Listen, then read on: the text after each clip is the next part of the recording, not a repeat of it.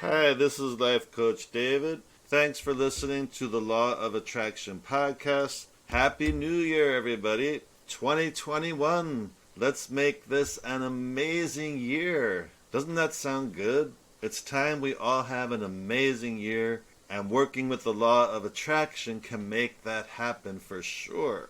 And as you probably most know, I'm a certified and very experienced Law of Attraction life coach. If you want to find out more about me and having coaching with me, you can go to lifecoachdavid.com. And I'm so thankful for all of you listening. It makes me very happy and satisfied that the message I'm spreading and all the wonderful Law of Attraction things I talk about is helping people all over the world. And in the last podcast, I shared some Law of Attraction wins with you guys. So if you have any Law of Attraction wins you would like to share with me, please let me know about them so I can share them on an upcoming podcast. And you can just email me at david@lifecoachdavid.com and share some of your Law of Attraction wins, because I can't be the only one having them, I'm sure. And it would be nice to hear about other people and what they're attracting. And at the beginning of a new year, I always like to set some general positive intentions for the upcoming year. So think about what positive intention you want to set for 2021. Maybe it's, this year I'm going to be the happiest I've ever been. Or maybe it's, this year I'm going to be in the receiving mode so I can attract all that I want. Yes, that feels really good. So just think of a positive intention that you want to make for the year and proclaim that to the universe. It feels really good and it's very powerful. And now I'm going to start reading from Money and the Law of Attraction, and we're in the same chapter as the previous podcast, but it's a different section. And this section is called, What About When One's Desire Overrules One's Belief? And Jerry asks, people have been running for thousands of years, and no one have been able to cover a mile in 4 minutes. And then a man named Roger Bannister did it, and once he did it, now many others have run the 4-minute mile as well. And Abraham responds, when people do not allow the fact that no one else has ever done something to prevent them from doing it, they are of great advantage to others. Because once they break through and create it, then others can observe and in time come to believe it or expect it. And for that reason, everything that you accomplish is of value to your society. Your platform for progressive living continues to expand, and life does get better and better for everyone. However, we are wanting to take you beyond the need to see it before you can believe it. We want you to understand that if you believe it, then you will see it. Anything that you practice in your mind until the idea begins to feel natural to you must come to physical fruition. The law of attraction guarantees it. You will feel enormous liberation when you realize that you do not have to wait for someone else to do something in order to prove that it can be done, or before you allow yourself to do it. As you practice new thoughts, reaching for improved emotions, and then see the evidence that the universe will provide, you will come to know your own true power. If someone were to tell you that you are experiencing an incurable disease, you could then say with confidence, I will decide what I will live, for I am the creator of my experience. If your desire is strong enough, it can outweigh your negative beliefs and your recovery will begin. It's not so different from the story of the mother whose child is pinned beneath the object that weighs many, many times more than anything she has ever lifted. But in her powerful desire to save her child, she does lift it. Under normal conditions, she cannot begin to lift this object, but with such powerful desire, her normal beliefs become temporarily irrelevant. If you said to her, do you believe you can lift that object? She would say, of course not. I can't even pick up my suitcase when it's full. But belief has nothing to do with this. Her child was dying, and her wanting was to free her child, and so she did. But what if I believe in dangerous germs? Jerry asks, I really do want to be healthy, but I also believe that I might catch some things. And so whenever I visit people who are in the hospital, I hold my breath as I walk down the corridor to avoid germs. Abraham responds, you must have very short visits. Ha ha ha.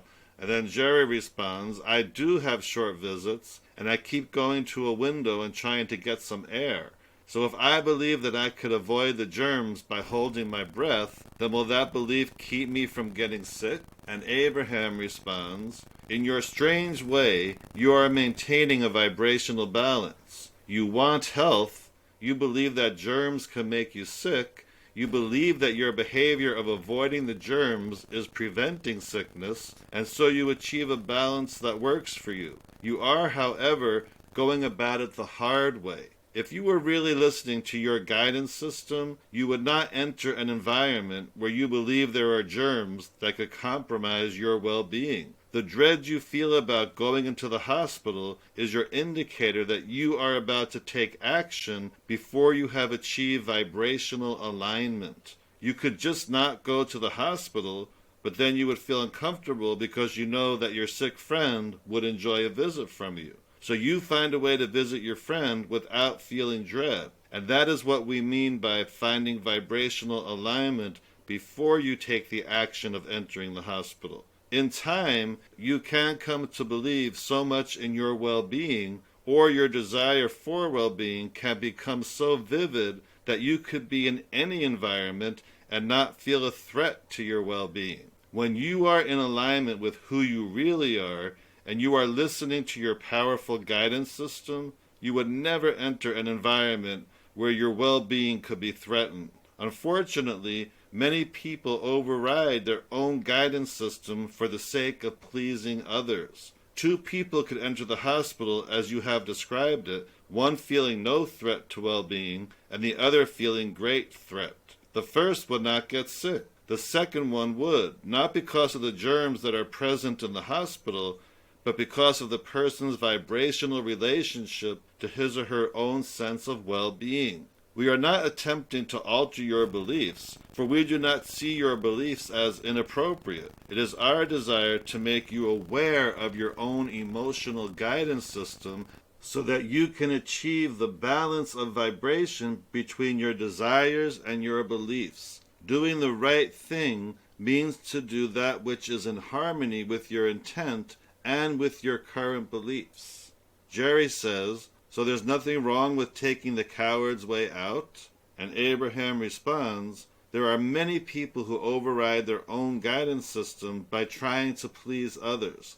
And there are many people who will call you selfish or cowardly when you have the audacity to please yourself rather than them. Often others will call you selfish because you are unwilling to yield to their own selfishness without realizing the hypocrisy of their demand. Sometimes we are accused of teaching selfishness, and we admit that it's true, because if you are not selfish enough to tend to your own vibration, and therefore hold yourself in alignment with your source, with who you really are, then you have nothing to give to another anyway. When others call you selfish or cowardly, their own vibrations are clearly out of balance, and a modification of your behavior will not bring them into balance. The more you think and speak of your own physical well-being, the more entrenched your own vibrational patterns of wellness will be, and the more the law of attraction will then surround you with things that enhance and support those beliefs. The more you tell your own story of well-being, the less vulnerable you'll feel, and then not only will your point of attraction shift so that different situations will surround you, but you will also feel different about the situations as they come. End of that section, and it's just a different way to look at what selfish is. Selfish from a law of attraction point of view is actually a good thing. And I just wanted to apologize because I'm trying a new microphone for this podcast, and I can tell there's some interference. So if you hear a little buzzing every once in a while, that's what that is. So I have to figure out how to stop that from happening. Sorry about that. Anyway, the next section is called, I am guided toward what I do like. Abraham says, The only path to the life you desire is through the path of less resistance, or the path of most allowance. Allowance of your connection to your source, to your inner being, to who you really are, and to all that you desire. And that allowance is indicated to you in the form of good feeling emotions. If you will let the feeling good be your most important priority, then whenever you are having a conversation that is not in harmony with the health you desire, you will feel bad, and so you will be alerted to your resistance. And then you can choose a better feeling thought, and you will be right back on track. Whenever you feel negative emotion, it is your guidance system helping you realize that you are, in this moment, offering resistant thought that is hindering the stream of well-being that would otherwise be reaching you fully. It is as if your guidance system is saying, here, you're doing it again, here, you're doing it again, here, you're doing it again. This negative emotion means you are in the process of attracting what you don't want. Many people ignore their guidance system by tolerating negative emotion, and in doing so, deny themselves the benefit of guidance from broader perspective. But once life has caused you to identify that you desire something, you will never again be able to look at its opposite or at the lack of it without feeling a negative emotion. Once a desire has been born within you, you must look at the desire if you are to feel good. And the reason for that is you cannot revert back to less than life has caused you to become. Once you identify a desire for wellness or for a specific bodily condition, you will never be able to focus upon the lack of it again without feeling negative emotion. Whenever you feel negative emotion, just stop whatever it is you're doing or thinking and think to yourself, what is it that I do want? And then, because you have turned your attention toward what you want, the negative feeling will be replaced by a positive feeling, and the negative attraction will be replaced by positive attraction, and you will be right back on track. And that's the end of that little section. And that's just a great reminder that we can't be in negative emotion and positive emotion at the same time. So I love that idea of flipping from what you don't want to what you do want. And of course, when we're focusing on what we do want, we're more in positive emotion. And that's where we want to be as much as possible. And the next section is called, First, I Must Be Willing to Please Myself. Abraham says, when you have been on a particular train of thought for a while, it's not easy to abruptly change the direction of your thought because the law of attraction is supplying you with thoughts that match your current train of thought. Sometimes, while you are in that negative feeling mode, another who is not in that negative place will not agree with your negative view of your current subject, which only serves to make you want to defend your position all the more. Trying to defend or justify your opinion only causes you to stay in your resistant state longer.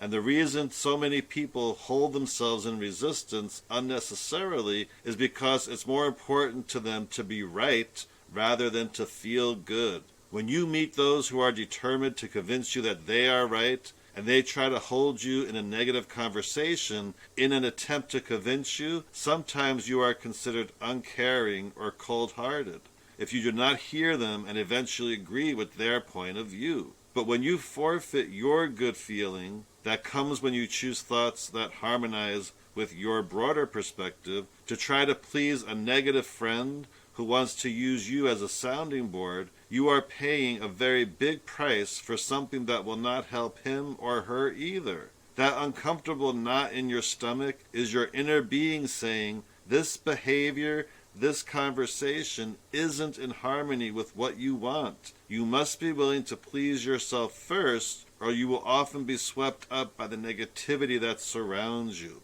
And that's the end of that section. And how true is that? You know, we can be so easily swayed by a friend or a relative when they're so desperately trying to explain something, and we can just get pulled right down. So again, it's so important to be aware of where you are, where your guidance system is at. So if you need to, you can change the subject, you can divert, and go to something more pleasing to talk about.